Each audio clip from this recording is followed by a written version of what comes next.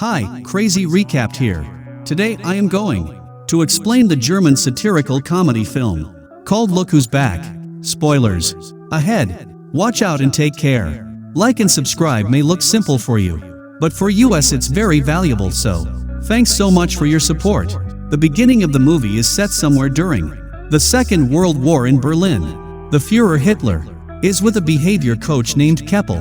Hitler expresses his disagreement with the gesture of people's greeting to Keppel. He complains that, though the Nazi salute is out-fashioned, people need to at least raise their hands up to the wrist and show respect. Then he narrates that he has done everything possible by a human to destroy the foundations of the enemy who desecrated their soil. He finds Germans' existence incomprehensible and finds it alarming that he is here too. In the following scene, he wakes up on the ground somewhere in a forest. While looking up to the sky, he sees that the enemy aircrafts are missing and guesses that they might have taken some rest. Suddenly, a ball comes bouncing towards him and stops just at his side. He raises himself and heads towards a building past the bush. He is then approached by three young kids who question him if he is okay. Hitler looks at them and thinks that they are the future of the nation. He then asks them the way to the street. In that instant, a reporter, Fabian Sawatzki, is filming the kids on his camera. Hitler is seen on the far side of the screen. He picks up his army cap and says to himself that he should go to the Führer bunker. Hitler gets to the street and gets amazed at people riding mono-wheel bikes. He finds people capturing him in their camera and expresses that though the rubble went, people have gone mad. Then, he feels a modern car by his hand and questions himself if he fell in a coma and missed the victory. He realizes that he is not aware of his situation totally and alerts himself to collect more information. Then, he asks a man about the location of Chancellery, but the person instead asks him for a picture. He gets disturbed by the camera's flashes as people come near him and take photos in turns. Confused by the unusual events around him, he concludes something went out of hand in the place. As Hitler walks away, he finds a woman speaking in German on her phone. He comes closer and asks her about the current date, but the woman gets terrified and sprays his eyes. Hitler cries in pain as his eyes get reddish and his vision gets blurred. He stumbles and walks to a newspaper shop nearby. He gets shocked to see the date October 3, 2014 written on the paper and falls to the ground at once. Somewhere else, the boss of a TV station, Karner, praises Mr. Christoph Sensenbrink for his excellent job as the deputy's head. He proposes a higher solution but instead announces another worker named Miss Katia Bellini as the managing director. Due to this, Christoph gets shocked and dissatisfied. He comes to his office and vents his anger out at a struggling filmmaker named Fabian. Despite Fabian's best attempts to convince his boss, he gets fired and thrown out by the guards. Sometime later, Hitler wakes up at the news shop and asks the owner about the date. He confirms that it is in fact 2014. A confused Hitler questions if the shopkeeper has kidnapped him and suspects if all this is a trick play of the enemy's secret service. He threatens to kill the shopkeeper if he is working for the enemy, but the shopkeeper gives him a bar of chocolate instead. Hitler opens it after quite a struggle and sniffs it. He declares it as industrially pressed grain and questions the shopkeeper if there is still a shortage of bread. The shopkeeper asks Hitler if they are filming a documentary somewhere nearby, mistaking him for an actor. The shopkeeper then says that he looks exactly like the Führer too, which Hitler replies that he is the Führer. After that, Hitler sees the Turkish newspaper and asks if the shopkeeper has Stürmer or Panzerbar. The shopkeeper says that he has more Turkish customers. Hitler gets astonished at the presence of Turkish people in Berlin. He then starts collecting information from the newspaper. While reading it, he assumes that he didn't win. The war in the past in Germany was given to the hands of clumsy women having the charisma of a wet noodle. He further laments the existence of Poland and concludes the war to be a total waste. Meanwhile, Fabian looks upon his video reporting about soccer and sobs, sad at the fact that he was fired. His mother calms him and asks him to pause the video, noticing Hitler behind. Fabian is amused at the discovery of a person who looks so similar to Hitler. Back in the shop, the shopkeeper asks Hitler to keep the newspaper aside and stand outside. Hitler grudges at being asked to work. The shopkeeper suggests Hitler clean his clothes, for they are stinking. He then goes to a laundry place and asks them to clean his uniform. Hitler asks if they have another uniform since he cannot walk away naked. Next, we see Hitler walking to the news seller with jeans and a sweater on. Fabian, on the other hand, has somehow managed to find him and is waiting for him in the shop. After getting a look at Hitler, he is amazed at his appearance. Fabian asks Hitler if he can film him as he marches through modern Germany. Hitler agrees with the idea. Fabian takes up some cash and a car from his mother and starts his journey with Hitler. The two end up in a hotel where Hitler gets amused at seeing the television. He then decides to talk about politics in Fabian's presentation. He goes to places asking people regarding their views on politics. After the interviews, he finds that there was minimal impact of democracy upon people during his absence. He inspects discontent and suppressed anger in people, which reminds him of the 1930s when people had similar views but lacked the term political disenchantment. People tell Hitler about the problem of immigrants in the country, making Hitler push his idea that mixing the races doesn't work. Later, Fabian asks Hitler the source of his unique mustache. Hitler replies that he cut his mustache to the shape to fit a gas mask. A while later, the two end up in a farm where Hitler gets bit by a dog. He is enraged and shoots at the animal. Fabian scolds him and seizes the gun. As the tour goes on, Fabian eventually runs out of cash, but he thinks of a plan and convinces the passers to have their sketches drawn by Hitler. Hitler draws sarcastic pictures which people find funny and pay for it. They continue their trip after collecting enough money. Back in town, Fabian shows a clip of Hitler to Christoph. The video has a lot of views as Fabian had uploaded it on the internet. Christoph is impressed by the large number of views. In the video, he asks Fabian for Hitler's name and contact number.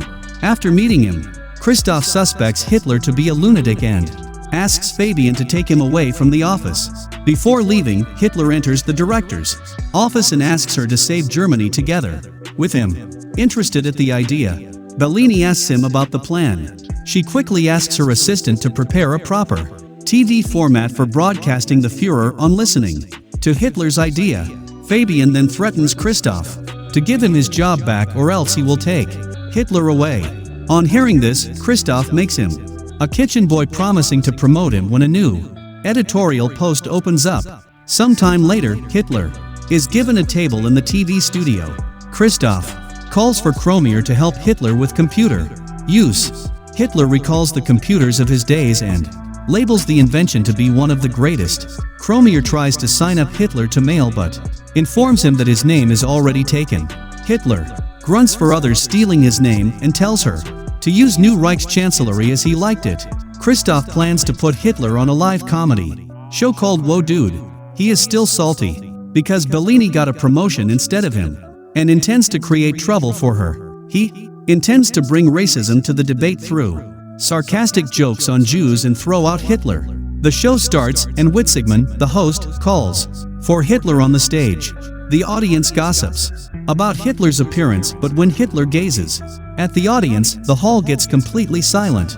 Hitler soon breaks the silence, but does not read out the lines as scripted. He explains that he is to tell a joke about immigrants, but he is not going to do so.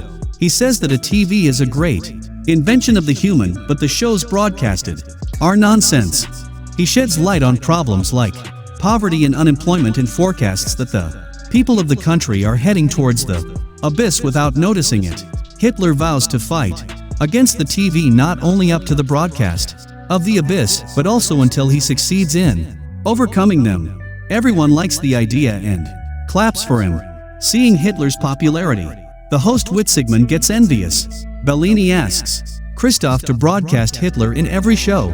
Christoph is distressed because of the failure of his plan. In the following scene, we see Hitler give interviews on numerous TV shows and share that his motive is to make Germany great again. His popularity grows immensely and he meets several people and party leaders. He starts charming them all by sharing his ideas. One day, Hitler and Fabian visit NPD headquarters in Berlin. He calls for Ulf Bern, the federal chairman of NPD, and asks him what his cause has achieved so far. Hitler belittles him and says that they have wasted enough time, and the movement is taken aback by decades due to their words. Christoph gets excited and happy when the cops and district attorney, DA, appear at the TV studio. They explain that they are here for a complaint of charging violation of hate laws. Bellini asks what they are to do then. Quickly, Christoph pops that they might need to cancel the Führer show. The DA says that they can keep the broadcasting on. Bellini takes a sigh of relief, while Christoph fakes his smile. After the DA leaves, Kromier hands over a letter to Christoph stating the payment of the dog which Hitler had shot earlier in his trip. Christoph receives the letter happily, believing it might be a way to cause trouble. Next, Hitler is put to a TV program where he is asked direct questions about his different roles in the war. Hitler responds that he wants to reach out to people, but the interviewer tells him that all his deeds cannot be justified. He shows him the clip of him shooting the dog. The video disturbs the audience. Hitler is angered and threatens him that he would do the same to him. He further says that he will turn their studio into a parking lot for tanks. Christoph gets happier seeing people's negative responses. After the disastrous interview, Bellini is fired, and Christoph is appointed as the new manager. After that, Hitler goes to Fabian's house and starts living with him. He expresses amusement at the path taken by destiny and starts to write his second book. The book soon hits the market.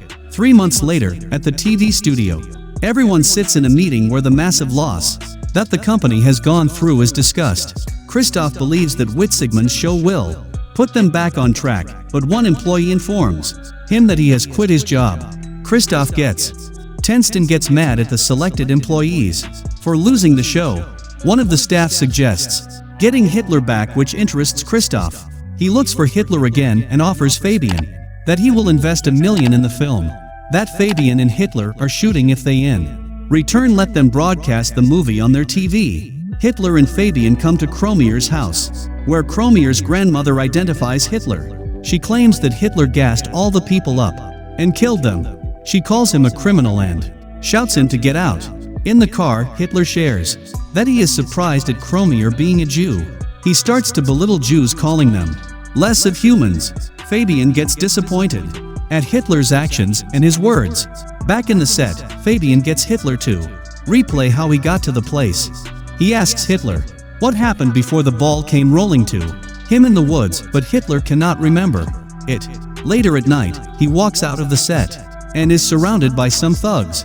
They call him the reason to take Germany back and give him a hard blow on his face. As Hitler opens his eyes, he finds himself in a hospital in front of Bellini. At the same time, Fabian looks over the footage of the video he captured about the boys in soccer.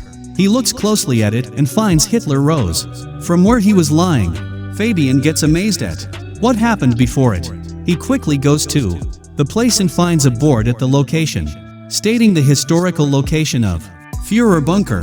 Fabian rushes to the hospital but doesn't find Hitler. Bellini says that he is headed to the shooting set. Fabian reveals that he is the real Adolf Hitler, but Bellini does not believe him. Fabian acts mad and tries to explain his theory hysterically. The guards try to catch him, but he flees. Fabian then reaches the set and aims a gun at Hitler. When asked about his identity, Hitler explains that he never claimed to be anyone else. Fabian says that Hitler is fooling people with his propaganda, to which Hitler replies that people elected a leader who shared his whole idea openly in 1933. Fabian takes Hitler to the top of a building with his gun. He corners Hitler and declares him to be a monster. Hitler, in turn, claps back, saying that ordinary people elected an extraordinary man and entrusted the fate of the country to him. He explains that people chose him because they bear the same values in their inner hearts. An enraged Fabian shoots Hitler, making him fall down the building onto the street. Soon, Fabian hears Hitler's voice, who says that no German can get rid of him, and Hitler, who was just thrown down, appears right behind it again. Just then, Bellini calls for a cut in the studio, and everyone cheers for the shoot. Turns out that it was just a film shoot and a random actor was playing the role of Fabian. Hitler then asks everyone to remember the comrades who could not be with them. Somewhere else, Kromier is sobbing seeing Fabian through a hole in the mental ward. Hitler and Belina are busy giving autographs and interviews to people after the film booms. As they pass by a car, the people on the street seem fond of Hitler and greet him with respect. Subscribe for more videos like this. Turn on the notification and leave a like to help the channel out. Thanks for watching.